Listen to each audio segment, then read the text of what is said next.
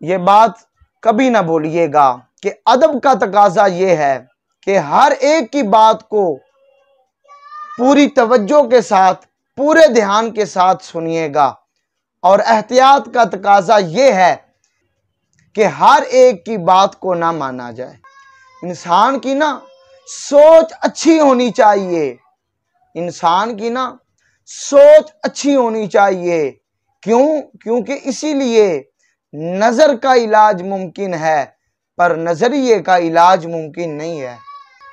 آپ نا کبھی بھی لوگوں کی سوچ کو اپنے بارے میں تبدیل نہیں کر سکتے، اسی لیے لوگوں کی پرواہ کیے بغیر اپنی زندگی کو اس طریقے سے گزاریے، اس طریقے سے زندگی کو بسر کیجئے کہ جو آپ کو خوشی دے۔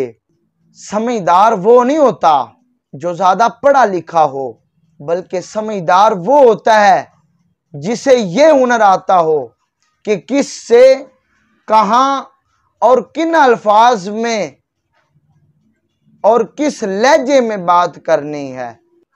خود کو نا اخلاقی طور پر سنوارنے کی اتنی کوشش کرو کہ دوسروں پر نا تنقید کرنے کی فرصت ہی نہ ملے۔ اچھے لوگوں کو اگر تم ٹھوکر مارو گے نا تو وہ ٹوٹیں گے نہیں، بلکہ پھسل کر تمہاری زندگی اور تمہاری پہنچ سے بہت دور چلے جائیں گے۔ لہٰذا اچھے لوگوں کو سوچ سمجھ کر ٹھوکر ماریے گا۔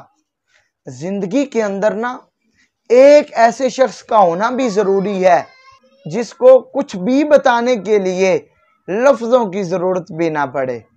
اشفاق صاحب فرماتے تھے کہ زندگی کے اندر نا کبھی کسی اچھے انسان کو مت تلاش کرنا، بلکہ خود اچھا بن جانا۔ ہو سکتا ہے کہ آپ کے اس کام سے کسی کی تلاش ختم ہو جائے۔